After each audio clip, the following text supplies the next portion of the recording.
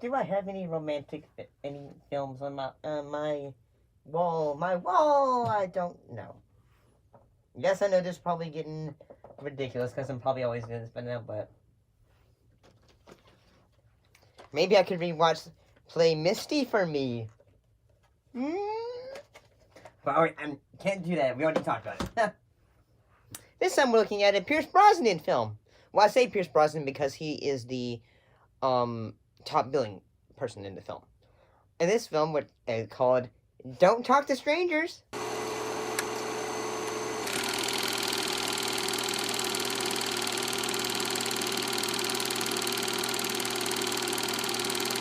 So, what was this about?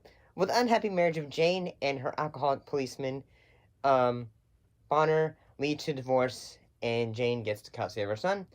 And then she meets a new guy who, is, like, say, woo!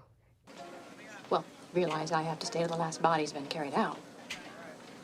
Okay, if that's what it takes. Yeah. You know, the very seductive man kind of vibes and all that. So, they quickly get married and all that. But something seems to be going on and all that because the ex-husband is constantly following them. I'm gonna say this film is entertaining. Say some things that end up happening in it is, and yes, they end up getting divorced. But I do find it kind of funny, say, when, yes, the son is very, that when he finds that mom has brought over this guy the next day. Well, yes, previously, they just say, hey, thank you for at home, and all that.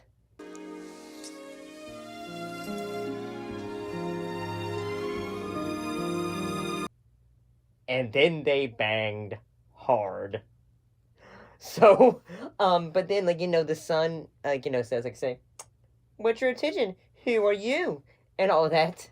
And he goes, Yes, well, my stepfather was called Eric. Eric Brody. Played second base for the Cubs. Chicago Cubs? Mm-hmm. Do you play? Eric's a second baseman, too. In Pee Wee League. No kidding. So, then eventually, yes.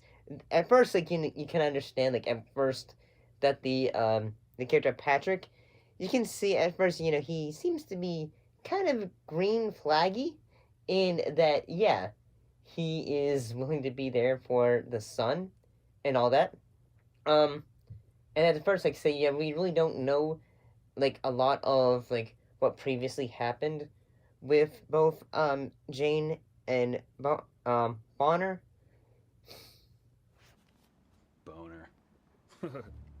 Yeah, we don't, we can understand, the, ex-husband was a bit alcoholic, but we don't really know, we don't really know a bit of details, it's not mostly toned, so not really shown. And yeah, when he is, canvassing the house, trying to, see his son and all that, you can say, yeah, he's very frustrated, and yet at the same time, you kind of feel saying, should he be trusted? You're supposed to set a good example for the kid, remember? Is this what you call a good example? And all that stuff. So, eventually, both, Jane marries Patrick, they get married, so one thing they end up doing is say, okay, we're moving here, and all that. But what they do, is it's both Jane and her son are driving there alone, and the ex-husband seems to be following them. Am I doing this? Am I losing my mind?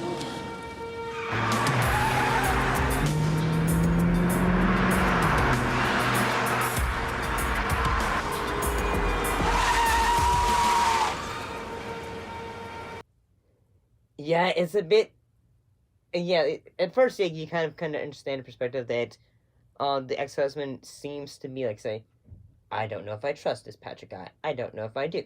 But as the film goes, he becomes a bit more, like, uh, more stalky, following them everywhere.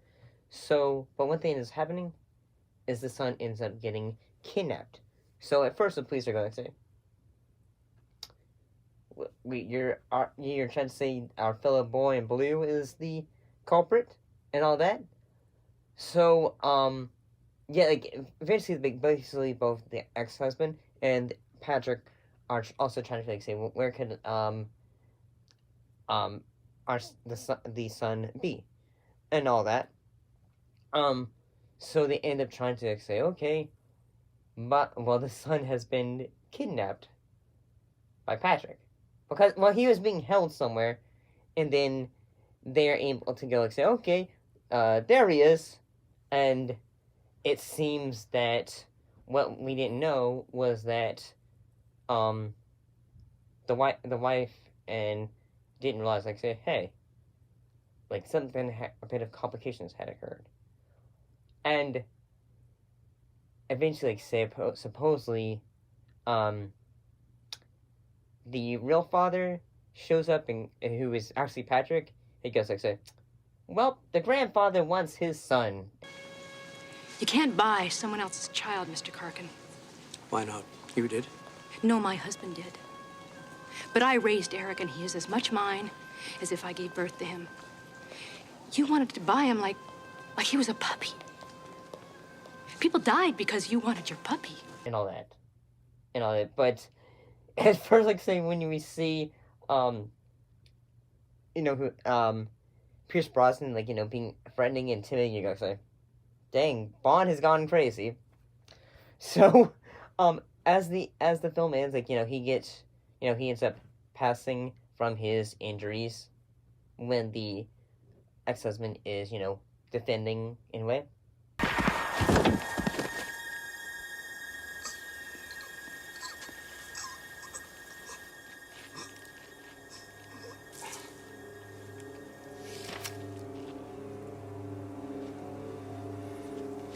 And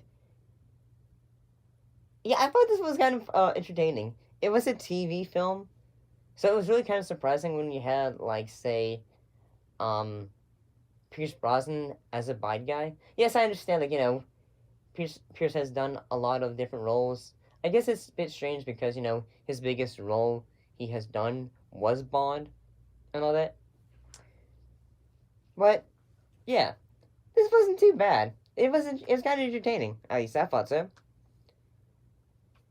See you next time.